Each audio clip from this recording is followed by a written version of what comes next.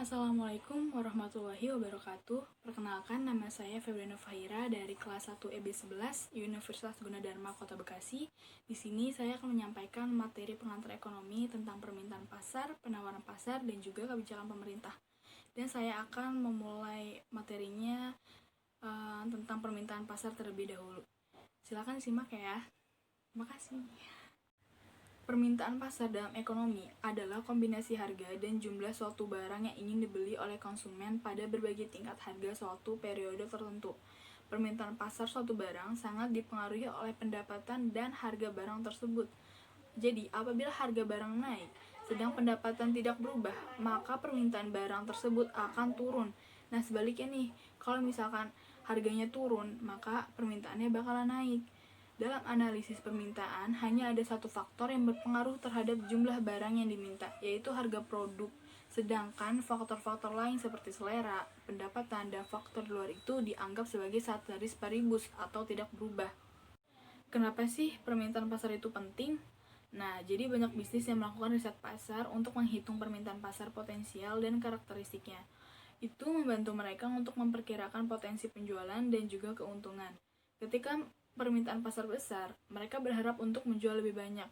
Riset pasar melibatkan pengumpulan data dan informasi yang terkait dengan permintaan produk di pasar. Tidak hanya jumlah pembeli, tetapi juga terkait dengan karakteristik pembeli di pasar. Dengan data dan informasi tersebut, perusahaan dapat mendesain produk yang sesuai dengan keinginan konsumen. Apakah itu melalui penawaran harga rendah atau diferensiasi. Ada 3 variabel nih yang biasanya menjadi fokus perusahaan dalam riset pasar, yaitu ukuran pasar, profitabilitas, dan yang terakhir itu tingkat pertumbuhan. Di sini saya akan menjelaskan 3 variabel yang menjadi fokus perusahaan dalam riset pasar. Yang pertama ada ukuran pasar. Ukuran pasar itu mengacu pada jumlah pembeli potensial. Semakin besar angkanya, semakin menarik pasar. Seringkali pemasar akan membagi pasar menjadi segmen pasar dan mengidentifikasi keuntungan dan prospek pertumbuhannya. Juga mereka mengidentifikasi pesaing dan memperkirakan volume penjualan pesaing. Yang kedua ada profitabilitas. Profitabilitas itu terkait dengan seberapa menguntungkan pasar dan untuk dieksploitasi oleh sumber daya dan kapabilitas perusahaan. Beberapa pasar mungkin menawarkan margin keuntungan yang relatif kecil dan konsumen cenderung sadar harga. Sementara itu, pasar lain menawarkan margin keuntungan yang tebal karena konsumen bersedia membayar harga premium. Yang ketiga ada pertumbuhan. Pertumbuhan itu terkait dengan siklus hidup produk. Pada awal siklus, pasar menjanjikan peluang pertumbuhan yang besar. Tentu saja, pasar seperti ini menarik bagi perusahaan karena mereka dapat menghasilkan banyak uang di masa depan. Nah, sebaiknya pasar yang matang menawarkan prospek pertumbuhan yang lebih pendek karena pasar akan memasuki fase menurun. Juga hambatan untuk masuk di pasar yang matang sangat tinggi karena masing-masing perusahaan yang ada akan berusaha mempertahankan dominasinya. Semakin rendah tingkat harga satu barang, maka akan semakin banyak barang tersebut diminta. Dan sebaliknya, semakin tinggi harga suatu barang, maka akan semakin sedikit permintaan barang tersebut. Itu adalah bunyi hukum permintaan. Faktor-faktor yang mempengaruhi permintaan. Yang pertama, ada harga barang itu sendiri. Harga barang akan mempengaruhi jumlah barang yang diminta. Jika harga turun, maka jumlah permintaannya akan naik. Sedangkan jika harga naik, maka jumlah permintaannya akan turun. Yang kedua ada harga barang komplementer atau pelengkap. Barang pelengkap juga dapat mempengaruhi permintaan barang atau jasa, misalnya sepeda motor, barang komplementernya bensin. Apabila harga bensin naik, maka kecenderungan orang untuk membeli sepeda motor akan turun, begitu juga sebaliknya. Yang ketiga ada harga barang substitusi atau pengganti. Apabila harga dari barang substitusi lebih murah, maka orang akan beralih pada barang substitusi tersebut. Akan tetapi, jika harga barang substitusi naik, maka orang akan tetap menggunakan barang yang semula. Yang keempat, ada selera konsumen. Jika selera konsumen terhadap barang tertentu meningkat, maka permintaan terhadap barang tersebut akan meningkat juga. Yang kelima, pendapatan. Apabila pendapatan yang diperoleh tinggi, maka permintaan akan barang dan jasa juga semakin tinggi. Nah, sebaliknya, jika pendapatannya turun, maka kemampuan untuk membeli barang juga akan turun. Akibatnya, jumlah barang akan semakin turun. Yang keenam, ada intensitas kebutuhan konsumen. Intensitas kebutuhan konsumen berpengaruh terhadap jumlah barang yang diminta. Kebutuhan terhadap suatu barang atau jasa yang tidak mendesak akan menyebabkan permintaan masyarakat terhadap barang atau jasa tersebut rendah. Sebaliknya, jika kebutuhan terhadap barang atau jasa sangat mendesak, maka permintaan masyarakat terhadap barang atau jasa tersebut menjadi meningkat. Yang ketujuh, ada jumlah penduduk. Pertambahan penduduk akan mempengaruhi jumlah barang yang diminta. Jika jumlah penduduk di dalam suatu wilayah bertambah banyak, maka barang yang diminta akan meningkat. Nah, yang terakhir, ada perkiraan harga di masa depan. Apabila konsumen memperkirakan bahwa harga akan naik, maka konsumen cenderung menambah jumlah barang yang dibeli karena ada kekhawatiran harga akan semakin mahal. Sebaliknya, apabila konsumen memperkirakan bahwa harga akan turun, maka konsumen cenderung mengurangi jumlah barang yang dibeli. Pergeseran kurva permintaan. Pergerakan kurva permintaan merupakan pergerakan yang terjadi di sepanjang kurva permintaan yang diakibatkan oleh berubahnya jumlah produk yang diminta oleh konsumen sebagai akibat dari perubahan harga produk tersebut. Jadi, jelas bahwa yang menyebabkan adanya pergerakan di sepanjang kurva permintaan adalah karena perubahan harga produk yang bersangkutan. Pergerakan ini sejalan dengan hukum permintaan, yaitu ketika harga bergerak naik, maka jumlah permintaan akan turun, sehingga titik pada kurva permintaan akan bergeser ke kiri. Kita sudah masuk di materi kedua, yaitu materi penawaran pasar. Dalam ilmu ekonomi, penawaran atau supply diartikan kesediaan penjual untuk menyerah atau menjual berbagai jumlah barang pada berbagai tingkat harga dalam waktu tertentu dan keadaan tertentu. Waktu tertentu menunjukkan periode atau saat tertentu, dan kondisi tertentu menunjukkan keadaan ceteris paribus. Dalam rangka menjawab kebutuhan konsumen, pihak produsen menyediakan berbagai barang dan jasa. Barang dan jasa hasil produksi ini kemudian dijual kembali kepada konsumen di pasar menurut tingkat harga tertentu. Permintaan bersangkut paut dengan pembelian dan pemakaian, sedangkan penawaran bersangkut paut dengan penyediaan dan penjualan. Jadi, penawaran adalah jumlah barang dan jasa yang tersedia untuk dijual pada berbagai tingkat harga dan situasi. Semakin tinggi harga suatu barang, maka semakin banyak jumlah barang yang ditawarkan oleh para penjual. Dan sebaliknya, semakin rendah harga suatu barang, maka semakin sedikit jumlah barang yang ditawarkan. Itu adalah bunyi hukum penawaran. Faktor-faktor yang mempengaruhi penawaran. Yang pertama ada harga barang, yang kedua ada jumlah penjual atau produsen, yang ketiga ada bencana alam, yang keempat ada harga pengganti, yang kelima ada biaya produksi, yang keenam ada kemajuan teknologi, yang ketujuh ada pajak, yang kedelapan ada perkiraan harga di masa depan, dan yang terakhir, yang kesembilan itu ada kebijakan pemerintah di situasi politik. Perubahan penawaran dapat dibedakan menjadi dua macam, yaitu yang pertama ada perubahan jumlah yang ditawarkan. Maksudnya adalah perubahan jumlah barang yang ditawarkan menunjukkan berubahnya jumlah barang yang ditawarkan karena adanya perubahan harga barang itu sendiri.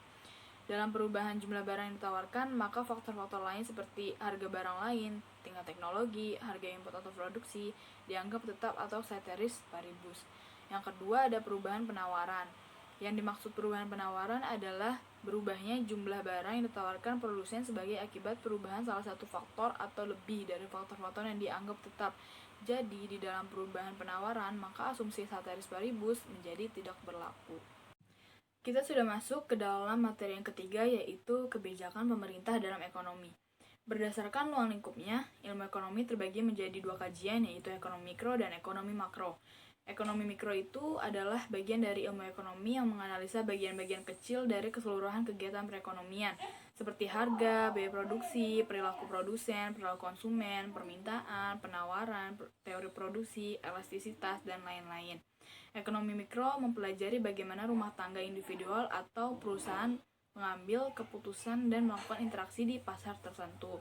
Nah, sedangkan ekonomi makro itu adalah bagian dari ilmu ekonomi yang menganalisis kegiatan perekonomian secara keseluruhan, seperti inflasi, pendapatan nasional, kesempatan kerja, pengangguran, kebijakan fiskal, kebijakan moneter, neraca pembayaran, investasi, dan lain-lain. Ekonomi mikro itu mengkaji fenomena perekonomian secara menyeluruh atau luas. Perbedaan ekonomi mikro dan makro dilihat dari aspek harga. Kalau ekonomi mikro, harga adalah nilai dari suatu komoditas atau barang tertentu saja. Sedangkan ekonomi makro, harga adalah nilai dari komoditas secara agregat atau keseluruhan. Dilihat dari unit analisisnya, ekonomi mikro Pembahasan tentang kegiatan ekonomi secara individual. Contohnya seperti penawaran, permintaan, perilaku produsen, perilaku konsumen, pasar, penerimaan biaya laba atau rugi perusahaan. Sedangkan ekonomi makro, pembahasan tentang kegiatan ekonomi secara keseluruhan. Contohnya pendapatan nasional, pertumbuhan ekonomi, inflasi, dan lain-lain. Dilihat dari aspek tujuan analisisnya, kalau ekonomi mikro lebih menitik beratkan pada analisa tentang cara mengalokasikan sumber daya supaya dapat dicapai kombinasi yang tepat. Nah, sedangkan ekonomi makro lebih menitik beratkan pada analisa tentang pengaruh kegiatan ekonomi terhadap perekonomian secara menyeluruh. Contoh penerapan konsep ekonomi mikro. Itu yang pertama ada interaksi antara produsen dan konsumen di pasar untuk mencapai kesepakatan harga. Yang kedua ada kenaikan harga minyak di pasar. Yang ketiga ada penurunan jumlah produksi padi. Yang keempat ada penentuan harga jual beras. Yang kelima ada penentuan harga keseimbangan. Contoh penerapan konsep ekonomi makronya seperti yang pertama ada kenaikan defisit anggaran pemerintah, yang kedua ada pengangguran yang terus meningkat, yang ketiga ada tingkat kemiskinan yang tinggi, yang keempat ada ketidakmerataan pembangunan di setiap daerah, yang kelima ada ketidakmerataan distribusi pendapatan masyarakat. Pemerintah sebagai salah satu pelaku ekonomi memiliki fungsi penting dalam perekonomian, yaitu berfungsi sebagai stabilisasi, alokasi, dan distribusi. Adapun penjelasannya sebagai berikut. Fungsi stabilisasi yaitu fungsi pemerintah dalam menciptakan kestabilan ekonomi, sosial politik, hukum, pertahanan, dan keamanan. Fungsi alokasi yaitu fungsi pemerintah sebagai penyedia barang dan jasa publik seperti pembangunan jalan raya, gedung sekolah, penyedia fasilitas penerangan, dan telepon. Fungsi distribusi yaitu fungsi pemerintah dalam pemerataan atau distribusi pendapatan masyarakat. Perlunya peran dan fungsi pemerintah dalam perekonomian yaitu sebagai berikut. Yang pertama, pembangunan ekonomi banyak negara umumnya terjadi akibat intervensi pemerintah baik secara langsung maupun tidak langsung. Intervensi pemerintah diperlukan dalam perekonomian untuk mengurangi dari kegagalan pasar, seperti kekakuan harga, monopoli, dan dampak negatif dari kegiatan usaha swasta. Contohnya pencemaran lingkungan. Yang kedua, mekanisme pasar tidak dapat berfungsi tanpa keberadaan aturan yang dibuat pemerintah. Aturan ini memberikan landasan bagi penerapan aturan main, termasuk pemberian sanksi bagi pelaku ekonomi yang melanggarnya. Untuk mengatasi kegagalan pasar, seperti kekakuan harga, monopoli, dan eksternalitas yang merugikan, maka peran pemerintah sangat diperlukan dalam perekonomian suatu negara. Peranan ini dapat dilakukan dalam bentuk intervensi secara langsung maupun tidak langsung. Berikut adalah intervensi pemerintah secara langsung dan tidak langsung dalam penentuan harga pasar untuk melindungi konsumen atau produsen melalui kebijakan penetapan harga minimum dan kebijakan penetapan harga maksimum. Yang A, ada intervensi pemerintah secara langsung, contohnya itu seperti penetapan harga minimum, yaitu penetapan harga minimum atau harga dasar yang dilakukan oleh pemerintah yang bertujuan untuk melindungi produsen, terutama untuk produsen dasar pertanian. Yang kedua, ada penetapan harga maksimum. Itu adalah penetapan harga maksimum atau harga eceran tertinggi yang dilakukan pemerintah yang bertujuan untuk melindungi konsumen. Yang B, intervensi pemerintah secara tidak langsung. Itu contohnya 1. Penetapan pajak. Kebijakan penetapan pajak dilakukan oleh pemerintah dengan cara mengenakan pajak yang berbeda-beda untuk berbagai komoditas. Misalnya untuk melindungi produsen dalam negeri, pemerintah dapat meningkatkan tarif pajak yang tinggi untuk barang impor.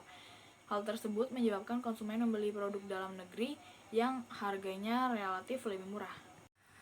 Untuk mengatasi masalah-masalah di bidang ekonomi, pemerintah menggunakan kebijakan-kebijakan tertentu. Secara garis besar, terdapat 3 kebijakan pemerintah dalam bidang ekonomi makro. Kebijakan tersebut adalah sebagai berikut. Yang pertama, ada kebijakan fiskal. Kebijakan fiskal berhubungan erat dengan kegiatan pemerintah sebagai pelaku sektor publik. Kebijakan fiskal dalam penerimaan pemerintah dianggap sebagai suatu cara untuk mengatur mobilisasi dana domestik dengan instrumen utamanya perpajakan. Di negara sedang berkembang seperti Indonesia, kebijakan moneter dan kebijakan luar negeri belum berjalan seperti yang diharapkan. Dengan demikian, peranan kebijakan fiskal dalam bidang perekonomian menjadi semakin penting. Kebijakan fiskal adalah kebijakan ekonomi yang digunakan pemerintah untuk mengendalikan atau mengarahkan perekonomian pada saat kondisi yang lebih baik. Caranya yaitu mengatur penerimaan dan pengeluaran pemerintah. Yang kedua ada kebijakan moneter. Kebijakan moneter adalah kebijakan ekonomi yang digunakan Bank Indonesia sebagai otoritas moneter untuk mengendalikan atau mengarahkan perekonomian pada kondisi yang lebih baik atau yang diinginkan dengan mengatur jumlah uang yang beredar dan tingkat suku bunga. Kebijakan moneter tujuan utamanya adalah untuk mengendalikan jumlah uang yang beredar. Kebijakan moneter mempunyai tujuan yang sama dengan kebijakan ekonomi pemerintahan lainnya. Perbedaannya terletak pada instrumen kebijakannya. Jika dalam kebijakan fiskal, pemerintah mengendalikan penerimaan dan pengeluaran pemerintah, maka dalam kebijakan moneter, Bank Sentral atau Bank Indonesia mengendalikan jumlah uang yang beredar. Kebijakan moneter memiliki 3 instrumen, yaitu operasi pasar terbuka, kebijakan tingkat suku bunga, dan rasio cadangan wajib. Yang ketiga ada kebijakan perdagangan luar negeri. Kebijakan perdagangan luar negeri merupakan salah satu bagian kebijakan ekonomi makro. Kebijakan perdagangan luar negeri adalah peraturan yang dibuat oleh pemerintah yang mempengaruhi struktur atau komposisi dan arah transaksi perdagangan serta pembayaran internasional. Karena merupakan salah satu bagian dari kebijakan ekonomi makro, maka kebijakan perdagangan internasional bekerja sama dengan baik dengan kebijakan fiskal dan kebijakan moneter. Tujuan dari kebijakan perdagangan luar negeri itu sebagai berikut. Yang pertama, untuk melindungi kepentingan nasional dari pengaruh negatif yang berasal dari luar negeri seperti dampak inflasi dari luar negeri terhadap inflasi dalam negeri melalui impor atau efek resesi ekonomi dunia atau krisis global pertumbuhan ekspor Indonesia. Yang kedua, untuk melindungi industri nasional dari persaingan barang-barang impor. Yang ketiga, untuk menjaga keseimbangan neraca pembayaran sekaligus menjamin persediaan valuta asing atau falas yang cukup, terutama untuk kebutuhan impor dan pembayaran cicilan serta bunga utang luar negeri. Yang keempat, untuk menjaga tingkat pertumbuhan ekonomi yang tinggi dan stabil. Dan yang terakhir, untuk meningkatkan kesempatan kerja. Sekian materi pengantar ekonomi yang bisa saya sampaikan. Jika ada kata-kata yang salah, tolong dimaafkan. Atau misalnya materinya kurang lengkap, atau misalnya materinya ada yang salah, tolong dikoreksi lagi. Terima kasih sebelumnya bagi kalian yang sudah mendengarkan materi ekonomi yang barusan saya sampaikan. Wabillahi taufik wal hidayah. Wassalamualaikum warahmatullahi wabarakatuh.